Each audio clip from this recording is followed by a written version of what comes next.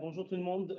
Aujourd'hui, on va discuter sur le biblio d'aujourd'hui, un article qui a été publié récemment, le 21 novembre 2025. C'est une étude qui a été étendue vraiment sur les dernières quelques années, qui s'appelle Medical Management and Revascularization for Asymptomatic Carotid Stenosis, ou comme on le connaît, CREST-2. C'est publié dans le New England Journal of Medicine avec un impact factor de 78,4.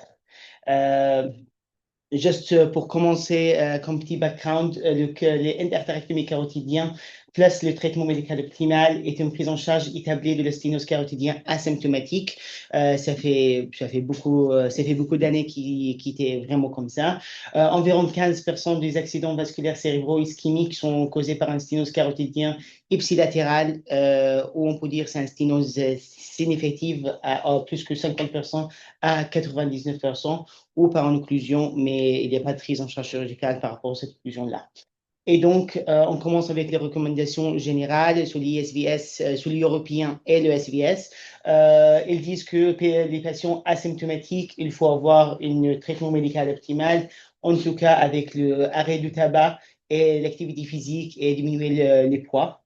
Ça, c'est sur l'SVS où ils disent il faut faire une échographie Doppler, scanner pour les sténoses de plus de 70% et un traitement médical optimal avec une carotide endartérectomie. C'est beaucoup mieux que traitement médical optimal sans chirurgie. Et donc, pour les symptomatiques, toujours, il faut avoir un traitement médical optimal, c'est-à-dire un statine et la tension artérielle qui était établie à 14 systoliques et là maintenant c'est à 13 systoliques, et le contrôle du diabète. Et donc, récemment, depuis 2008, vraiment, il y a une augmentation sur le taux de stenting carotidien. Le stenting carotidien, juste pour savoir, il a commencé en 1968, mais ça fait depuis 2008 où on a trouvé un petit boom sur les taux de stenting carotidien. Il avait beaucoup de publications sur l'efficacité et la sécurité du long terme, mais quand même, sur les dernières recommandations de l'ISVS en 2020, ils disent que la chirurgie, c'est toujours beaucoup mieux que le stenting carotidien, et sur beaucoup de publications, notamment CREST-1, ACT, Espace 2, mais sur l'AVC et le décès, mais l'ischémie, c'est le IDM, c'est le stenting carotidien, il est meilleur que le chirurgie cardiaque, le chirurgie carotidien. Oui. Et donc, ça, c'était le dernier papier qui était sorti l'année dernière, si je ne me trompe pas. C'était publié dans Journal American of Cardiovascular Disease, Carotid Artery Stenting. C'était un review qui vraiment push un peu pour faire les carotid stenting pour les patients asymptomatiques, plus ou moins symptomatiques. Et donc, là, on a fini avec tout ça.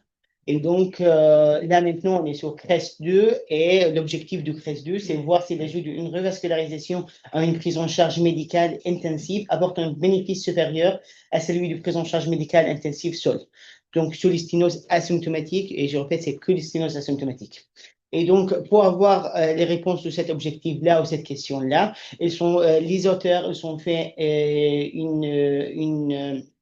une étude randomisée, 12 essais parallèles, traitement médical optimal plus les stenting. Ça, c'est le premier bras. Et le deuxième bras, c'est un traitement médical optimal plus les carotides endartérectomie. Et donc, c'est une étude assez grande avec 155 centres, avec les patients qui avaient un sténose sur le Doppler, au moins le Doppler plus de 70%, avec un pic systolique plus de 230 cm50, plus un des trois prochains critères, c'est le scanner qui montre une sténose plus de 70% sur le scanner, un IRM qui montre une sténose plus de 70%, et le diastolic velocity, c'est plus de 100 cm50 avec un ratio à 4. Donc, au moins le Doppler, plus un des trois plus. Sur les patients de plus de 35 ans, pas d'histoire de AVC, pas d'histoire de FA sous anticoagulation et pas d'angine instable. Donc, ça, c'était par rapport les patients, mais je reviens sur les centres et investigateurs. C'est quelque chose de très important qu'ils vont discuter après aussi. Les chirurgiens, il faut qu'ils montrent qu'il fait 50 cas avec un taux d'AVC moins de 3%.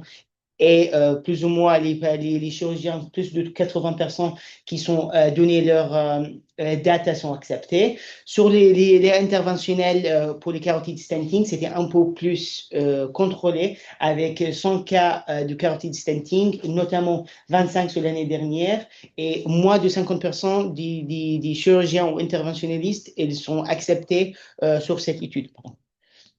Donc, le traitement médical optimal était défini sur un systolique à 13. Il était commencé à 14 parce que l'étude il a commencé entre 2014 et il a commencé le recomptement en 2014, où le traitement médical optimal était commencé à 14 systoliques. Mais quand le changement de traitement médical optimal en 2018 avec une tension artérielle à 13 maximum, tous les patients sont descendus comme un systolique à 13 maximum. LDL, moins de 1,8 mmol par litre.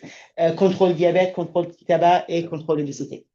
Par rapport les antiagrégants d'anticoagulation, pour les stenting, double antiagrégant plaquettaire pris 48 heures, double pendant 30 jours et après mono après 30 jours. Sur le carotide interdactomie, mono au moins de 48 heures avant la chirurgie, au moins, et mono post-chirurgie. Donc, les critères de jugement principal, c'était un critère composite, AVC ischémique ou hémorragique ou décès à 44 jours ou AVC ischémique ipsilatéral jusqu'à 4 ans. Ça, c'est le critère de jugement principal. Et les secondaires, le prédéfini, c'était plutôt par rapport à l'AVC. Élargi sur un AVC contralatéral jusqu'à 4 ans. Infarctus cérébral confirmé par imagerie jusqu'à 4 ans, hémorragie intracérébrale, hémorragie sous-archanodienne et un décès en période pré-procédurale associé d'un infarctus ipsilatéral du système nerveux confirmé en période post-procédurale. Donc, dans le critère de principal, ils ont pas pris l'infarctus du Non, myocarde, non. qui était souvent pris comme critère. Exactement, exactement, exactement. C'est souvent défini d'ailleurs par une augmentation de la troponine et pas véritablement par. Exactement, elles ne sont pas du tout discutées de ça pour le critère de jugement principal, c'était vraiment composé sur l'AVC et le décès. Donc, les résultats, donc CREST-2, là maintenant, on a deux bras. Le stenting trial, ils sont 1245 malades, les chirurgies 1240. Et on peut voir les démographiques, ils sont assez comparables. Les nombres des malades sont assez comparables. Et sur tous les caractéristiques, notamment l'âge, sexe, les antécédents et le type de sténose, ils sont assez comparables entre les deux bras. Ce que je ne comprends pas là, où est la randomisation? Ah, pardon, il n'y a pas de, pardon, monsieur, il n'y a pas de randomisation. Il n'y a pas de Non, il n'y a pas de randomisation. pardon. C'est moi qui ai trompé, il n'y a pas de randomisation. Alors, comment est fait la sélection dans le. C'est le, c'est le, c'est le, c'est le, c'est le, c'est le, c'est le, c'est le, oui, c'est le chirurgien qui fait ça, Qui décide? qui décide. C'est le centre médical qui décide. Donc, soit traitement médical seul. Soit, oui. Non, pourquoi non? Il y a pardon, c'est moi. Il y a un système de randomisation qui rentre chaque système, qui rentre les données et qui dit soit traitement médical optimal, soit traitement médical optimal avec le système. Quel critère c'est décidé? Ça, je ne sais pas. Mais il y a quelque chose que je vais parler après par rapport aux décisions. Et donc, c'est le résultat, il y a essai stenting. On peut voir que sur le stenting, il y a 6% d'AVC à 4 ans sur le traitement médical optimal versus 2,8 sur le stenting avec un confidence interval de 95%, 33,8 à 8,3 sur le traitement médical optimal et sur le stenting 1,5 jusqu'à 4,3 avec un p-value à 0,02. C'est-à-dire quoi? C'est-à-dire l'ajout du stenting carotidien en traitement médical intensif a permis de réduire significativement le risque d'AVC ou décès par rapport à un traitement médical seul. Le taux d'AVC ipsilatéral en traitement médical, c'était 1,7 par an jusqu'à 4 ans. Le stenting, c'était 0,4 par an jusqu'à 4 ans. Et le risque relatif, c'était 4,07 en faveur du stenting.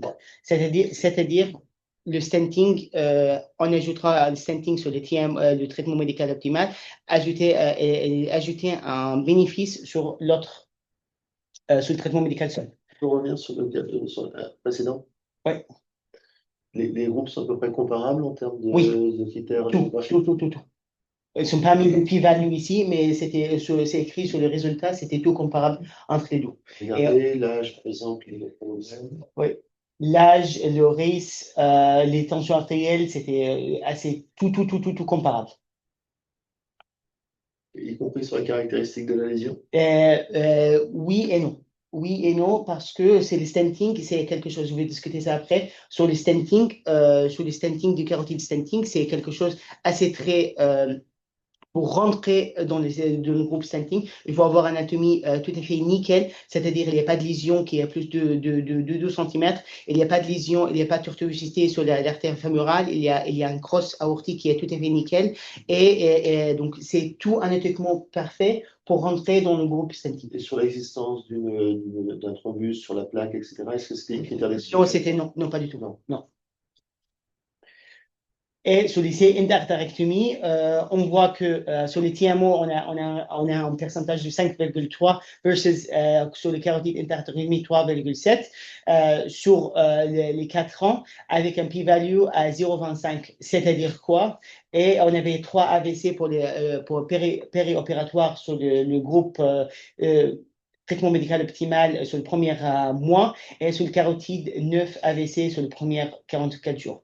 C'est-à-dire quoi tout ça? C'est-à-dire que l'interactivité carotidienne n'a pas apporté de bénéfices statistiques significatifs au rapport de traitement médical seul.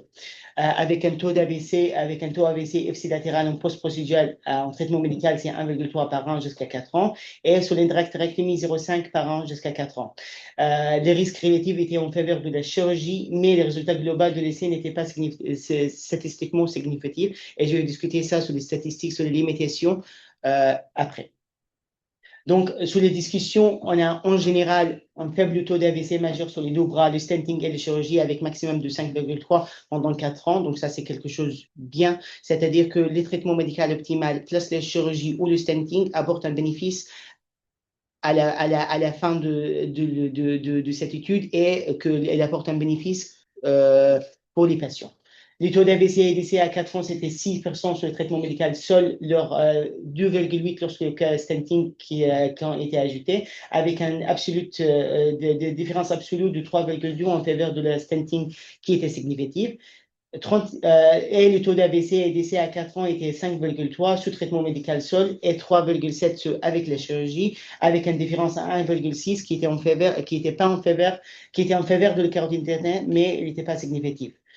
Donc, on sait là tout ça, on connaît là les résultats, mais les résultats, c'était un peu étonné par rapport à beaucoup d'études, notamment CREST 1, ACCET 2 et ICS2,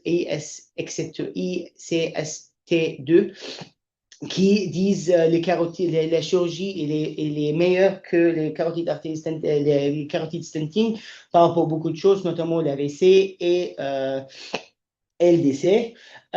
Donc, on a beaucoup de limitations par rapport à ça. Les mesures de limitations, c'est, première chose, statistiquement, c'était un peu fragile parce qu'avec une modification de quelques malades sur le groupe stenting, ça va changer tous les significatifs parce que donc, ça, c'est première chose. À l'inverse, les résultats de l'essai endarterectomie étaient plus robustes, c'est-à-dire que même si on change beaucoup, 10, on a besoin de changer le résultat de 10 à 20 malades pour changer les résultats statistiques du groupe du bras chirurgie carotidien.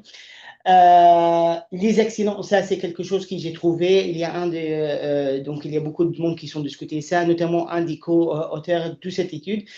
A priori, cette phrase a été enlevée sur les dernières publications de CRES. Les excellents résultats périprocédure dans le bras de stenting étaient rendus possibles grâce à une sélection anatomique assez très sélective et stricte. En effet, il existait 10 critères anatomiques d'exclusion pour dire on peut pas faire stenting sur ces malades parce que soit tortuosité, soit anatomiquement elle est difficile, soit tortuosité sur les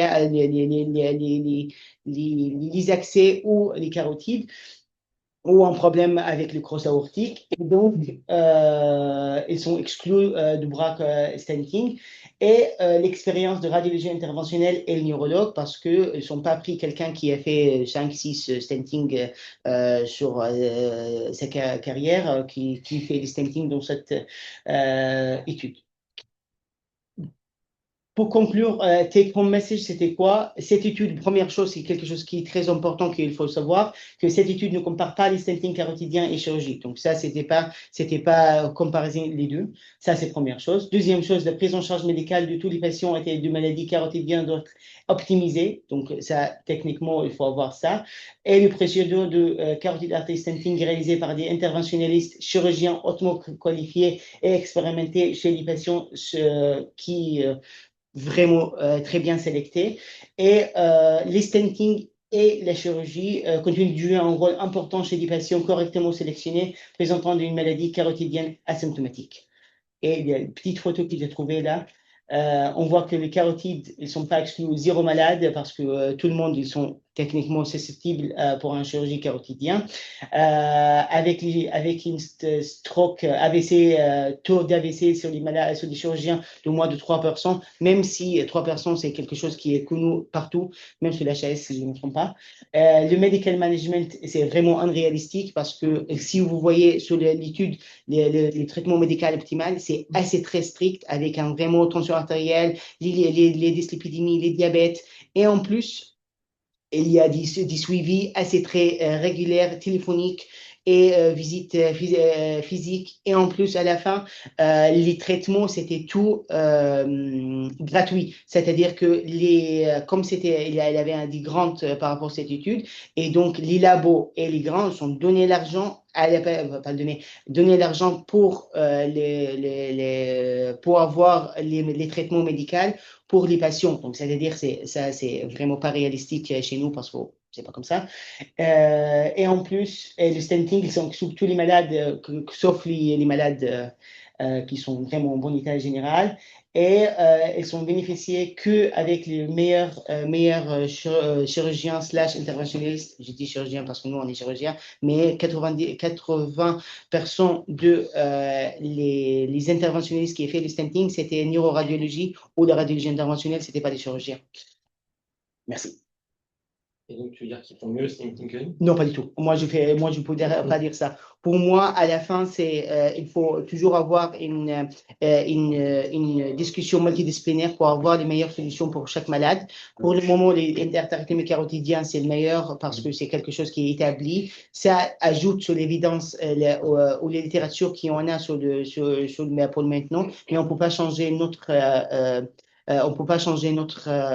pratique par rapport à une étude qui est sortie là, même si c'est une étude qui est excellente. Je pense que le stenting il a sa place pour les carotides symptomatiques et asymptomatiques sur les malades qui est assez très très très spécifique anatomiquement où ils sont récusés de la chirurgie carotidien, soit par la NEST, mais c'est pas trop là chez nous ici, ou en général. Mais je pense que les deux, il y a un rôle pour les deux. Mais pour le moment, si moi j'ai un malade qui est carotide asymptomatique, qui est évolutive malgré le traitement médical optimal, la première chose, ça va être une carotide interartérielle, pas le stenting. Ça, c'est ton avis, ça.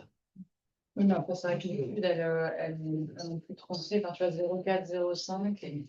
Ouais. Et finalement, les patients, c'est Ah, moi, je trouve intéressant, c'est quand même, ça montre qu'il y a une place pour l'interventionnel dans la carotide asymptomatique. Ça, c'est quand même, je trouve, le premier message plus important que les neurologues battaient en brèche en disant que certains neurologues disaient que c'était inutile d'opérer des carotides asymptomatiques. Mais déjà, ça montre quand même que, même s'ils sont ultra sélectionnés, même si ils ont un traitement médical optimal, gratuit, donné, etc., ça prouve qu'avec de l'intervention, on peut faire mieux que le traitement médical seul.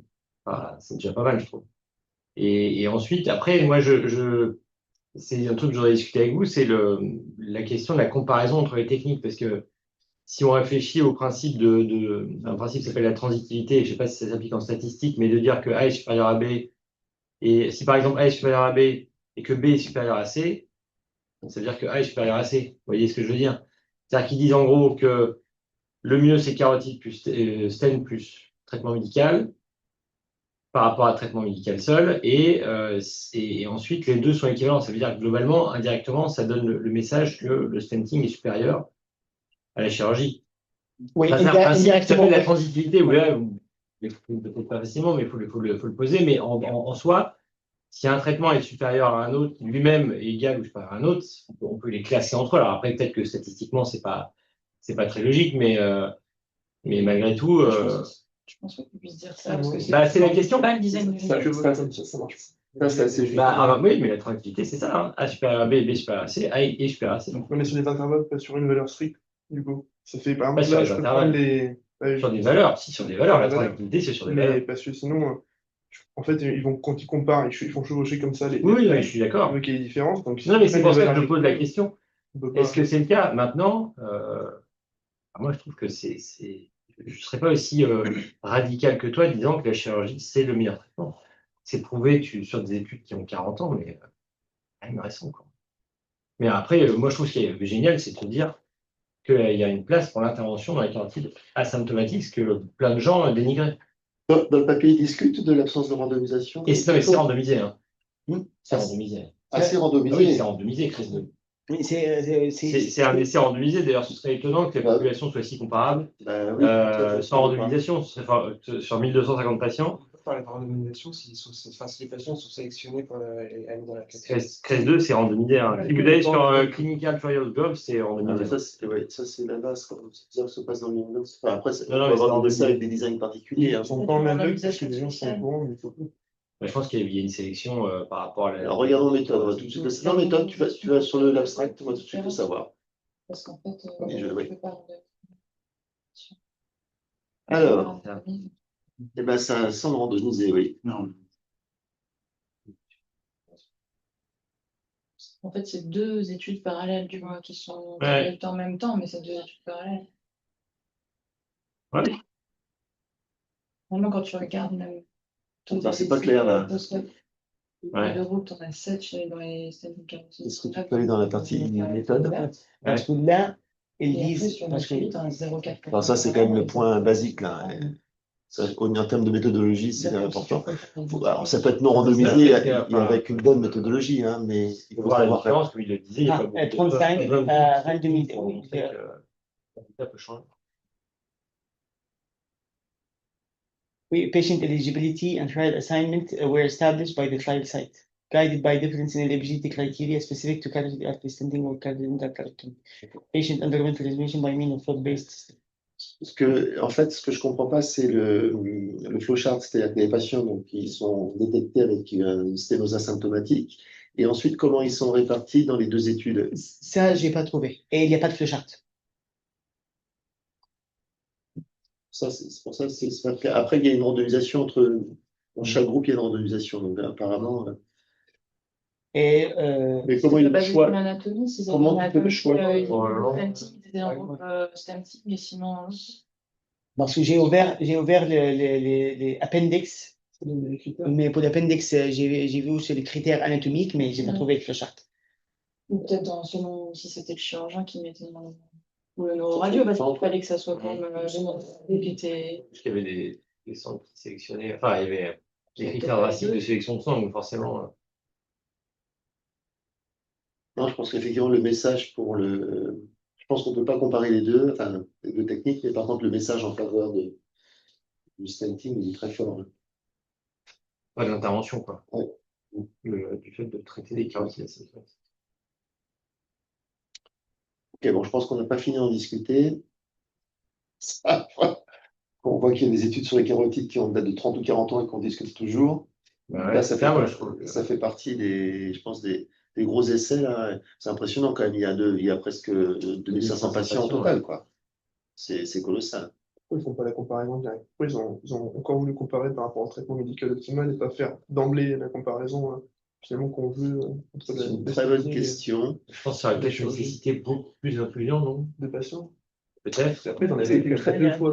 C'est une très bonne question parce que, alors ça, je pense que c'est la question notamment, on aurait pu discuter dans cet essai-là, un essai à 3 bras, un essai de randomisation, base nickel traitement, endo, chir. Et donc, il y a probablement une raison méthodologique pourquoi ils ont choisi cet essai en deux essais parallèles, en fait. Je n'ai pas la réponse du tout. Je pense qu'on pourra creuser un petit peu, mais ça serait intéressant de répondre à cette question-là. Pourquoi la méthodologie a choisi ça? Peut-être que c'est une contre-indication relative du stent. Peut-être la faisabilité, je sais pas, peut-être une idée. inclusion Non, de on ne patients. toujours pas avec les plaques morphologiques de la plaque, avec des plaques à risque et surtout Ouais, dans les carotides asymptomatiques. On ne parle toujours pas de. Alors, moi, Si, on en plaques à parle, risque. on en parle, mais c'est. Moi, je, Ah, ben voilà, moi, finalement. je te rejoins beaucoup là-dessus, Ouais. c'est que, alors périphérique, ça pense c'est le cas avec Swinpad, c'est qu'on a un raisonnement d'étude pragmatique, c'est-à-dire qu'on prend Ouais. tout, mais en fait, il y a une spécificité des lésions. Et ça, on ne prend pas assez en compte, je pense. Effectivement, tu as une plaque avec un thrombus, c'est pas la même chose qu'une plaque calcifiée, quoi. Une plaque qui fait 30 cm de long, c'est pas la même chose qu'une plaque qui fait 2 cm. Ouais. Et je pense qu'il y a un manque de finesse là. Oui, c'est ça.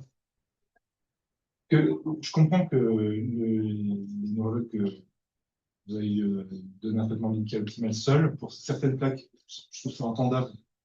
Mais on manque effectivement de finesse dans l'appréciation de qui on opérerait, qui on opérerait pas. Pareil, le nombre de malades qui prennent réellement le traitement médical optimal. Attention, peut-être que c'est plus facile à apprécier que les statines. Parce que les statines, il y a beaucoup de patients qui arrêtent. Est-ce qu'ils le disent ou pas? Est-ce qu'ils en trouvent ou pas? Après, le NDF, mais ça, je peux Et pour les statines, Oui, il y avait. s'il ne tolère pas les statines, il lui donne le PSK9. Il lui donne le PSK, oui, Ouais, bah, PSK9. parce que là, ils sont hyper cadrés. Ce que tu Mais dis, ça, c'est un monde idéal. c'est assez juste. Il faut savoir aussi qu'il y a 3-4 ans, 4-5 ans, les chirurgiens vasculaires français, bon, après, il y a des raisons, hein, ont refusé une étude qui Access. justement s'intéressait. C'était l'étude Access faite par Jean-Louis Masse, ouais, Ça qui parlait intéressait. des caractéristiques de la plaque, des signes de gravité, etc.